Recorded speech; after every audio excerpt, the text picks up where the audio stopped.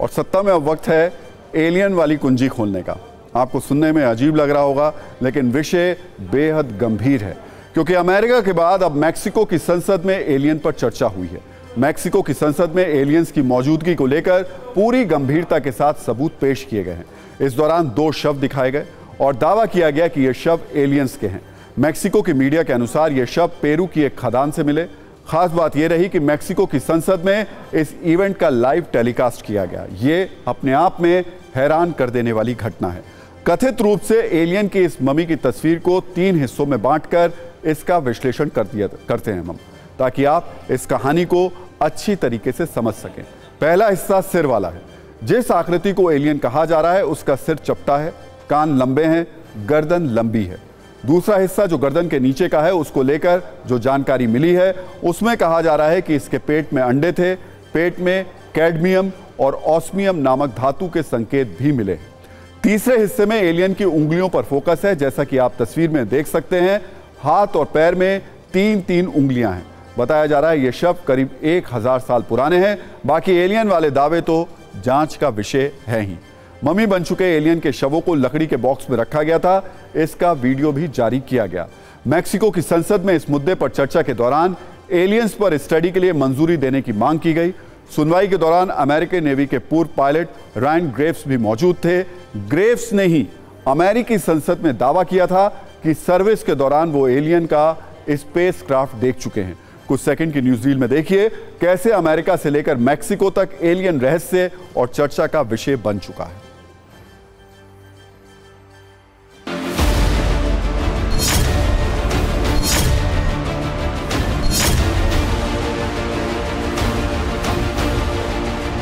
Es la reina de todas las pruebas. O sea, si el ADN nos está demostrando que no son seres humanos y que no hay nada que se parezca en el mundo a esto, así lo debemos de tomar. Son seres no humanos, no les queremos decir extraterrestres, porque no lo sabemos.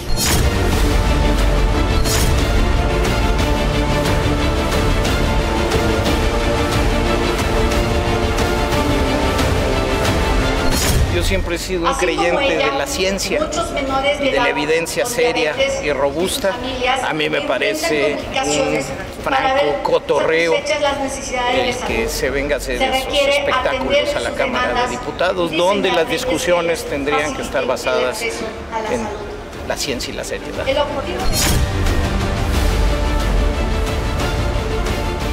Parece que ante todo esta es la casa del pueblo y lo importante es que todas las voces se han escuchado. Interesante es que es una persona que ha sostenido pues esta narrativa a lo largo de su vida, que se ha dedicado a presentar pruebas.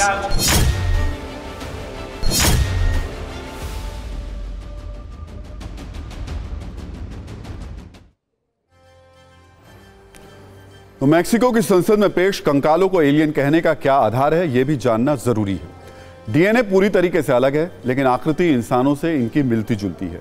पेट में जो धातुएं मिली हैं, वो धातुएं इंसानी शरीर में मौजूद नहीं होती हैं। कथित एलियन का साइज छोटा होने की वजह से मम्मी नहीं माना जा सकता। अब सवाल है, क्या पृथ्वी के अलावा दूसरे ग्रहों में भी जीवन संभव है? क्या एलियन का अस्तित्व है? क्या एलियन यूएफओ के जरिए पृथ्वी पर आते रहते हैं? क्या एलियन इंसानी सभ्यता से बहुत ज्यादा आधुनिक हैं? ऐसे ही सवालों पर एक बार महान वैज्ञानिक स्टीफन हॉकिंग ने यह उम्मीद जताई थी कि पृथ्वी के अलावा किसी दूसरे ग्रह में जीवन संभव हो सकता है। दूसरे ग्रहों पर जीवन की संभावना और एलियन के बारे में पूरी दुनिया में काफी उत्सुकता है। मैक्सिको की संसद में जो हुआ, उस पर भारतीय वैज्ञानिकों का क्या कहना है, यह भी आपको सुना देते हैं। वैज्ञानिक दृष्टिकोण से तो मैं पूरी तरह से इसको रिजेक्ट करता हूं, लेकिन यदि फिर भी कोई बात है तो वो पक्ष सामने रखे जाएं और वैज्ञानिकों के सामने रखे जाएं।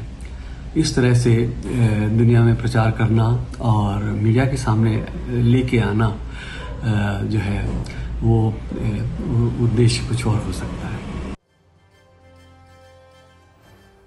और अब आपको अमेरिका की उस रिपोर्ट के बारे में बताते हैं जिसके बाद एलियन की मौजूदगी पर चर्चा अगले मुकाम तक पहुंच गई। साल 2020 में यूएफओ की जांच के लिए बनाई गई अमेरिकी टास्क फोर्स ने एक रिपोर्ट जारी की थी। 9 पेज की इस रिपोर्ट में 2004 से 2020 के बीच 144 यूएफओ की जानकारी दी गई थी। पेंटागन ने उन्हें अनआइडेंटिफाइड एरियल फिनोमेना यानी UAP कहा था। रिपोर्ट में UFO जैसे कई तरीके के जो आकृतियां हैं वो देखे जाने की पुष्टि की गई थी, ना ही UFO के होने को खारिज किया गया था। तो ये तस्वीर फिलहाल UFO की तरफ से अभी तक इस रिपोर्ट के जरिए देखी और कही गई।